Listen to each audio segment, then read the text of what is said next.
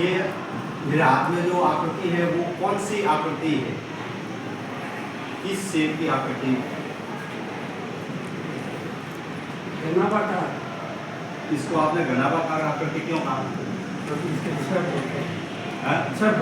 छह फलक वाली आकृति घन भी तो हो सकती है, क्योंकि इसके आमने सामने की भुजाएं है वो बराबर है। आमने सामने की भुजाएं बराबर होगी, हाँ वो तो आयत कहलाएगा। हाँ तो इसके अंदर छह फलक है, हाँ तो ये आकृति आपने घनाभ की आकृति कही। हाँ, जिस आकृति में छह घनाभाकार फलकें बनती है, छह घनाभाकार, छह आयताकार फलक है। छह आयताकार फलके, सभी आयताकार फलके आपस में बराबर होगी क्या? नहीं, समूह फलक है, सम्मुख सतह है। समूह सतह है आपस में। तो इसके अंदर कितने फलक है? छह।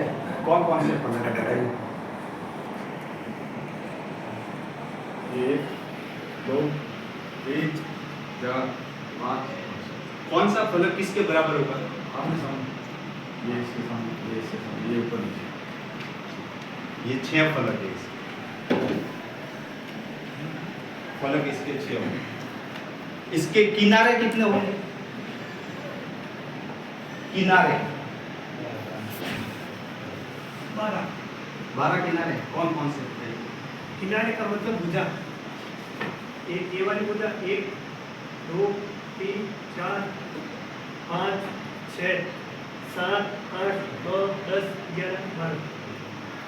किनारा कहे या भुजा कहे एक ही बात। बराबर बताइए। 12 बराबर है, तो या किनारा कितने हैं? 12। शीर्ष इसके अंदर कितने रहेंगे? बताइए। 8। कौन कौन से?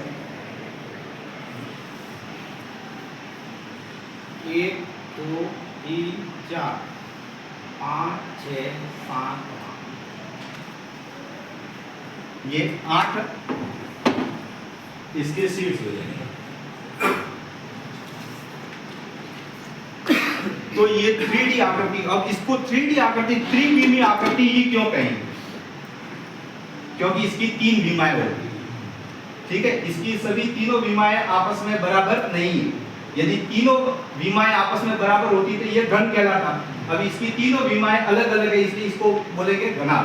तो ये आकृति हमारे पास में 3D आकृति आएगी, लेकिन काय की आएगी? ये घनाभ की आकृति हमको प्राप्त होगी। तो इसका मतलब इसके अंदर 3 विमाएं होगी, एक तो लंबाई होगी, चौड़ाई होगी और ऊंचाई होगी। अब इस LBH, तो ये आकृति जो है इसके अंदर 6 फलक हो गए। तो कौन कौन से 6 फलक हैं? ये सभी फलक है आपके पास में आयताकार फलक। ये आयत है, ये फलक, इसका फलक किसके बराबर होगा? इसके फलक के बराबर।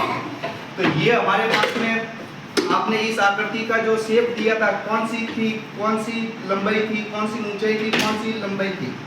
ये आपने लंबाई, ये ऊंचाई और चौड़ाई, ये आपके पास में मिलेगी।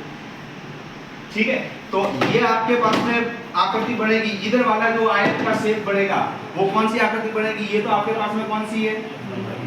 ये कौन सी है?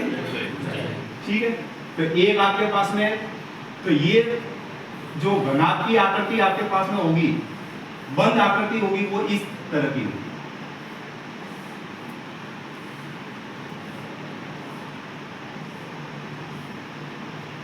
और इसका खुला शेप जो होगा,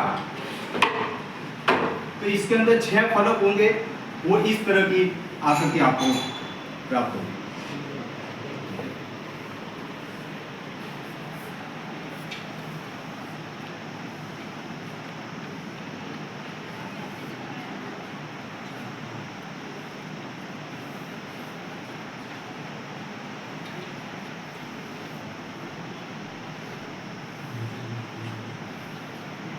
ये इसके अंदर 6 फलक है।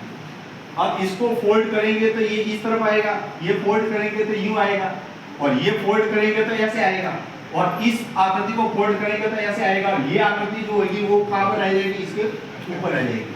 तो ये हमारा इसका फुल खुला जो होगा, ये जो हम शेप बना रहे हैं घनाभ की आकृति का शेप है वो खुला शेप है। तो इस प्रकार से हमारे पास में ये 6 पृष्ठ इसके अंदर से निकलेंगे। तो इसके आधार के ऊपर अपन एक फॉर्मूला का उपयोग करते हैं त्रिविमी आकृति के अंदर, ऑयलर सूत्र। जो ऑयलर सूत्र जो होता है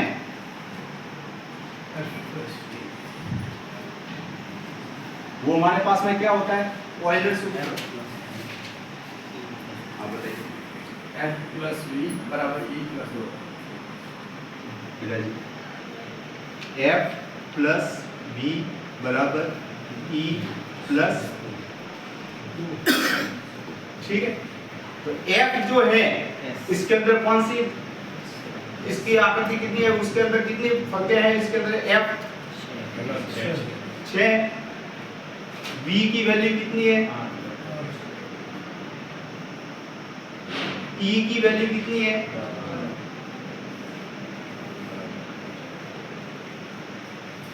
तो 6 और 8 14।